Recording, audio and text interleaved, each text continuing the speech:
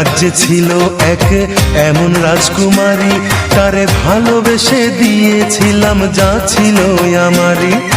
আমার বুকে মাথা রেখে বলতো মনের কথা, ভাগ করিয়া নিতাম দুজন দুঃখ কষ্ট ব্যথা। আমি শুধু ছিলাম যে তার প্রেমেরই পূজারি, তার ভালোবাসা করলো আমায় পথেরই ভিখারি। তার কত ভালোবাসি জানে না রে জগৎবাসী, জানে অন্তর্যামী। যখন তোমার কেউ ছিল না তখন ছিলাম আমি, এখন তোমার সব হয়েছে পর হয়েছি আমি।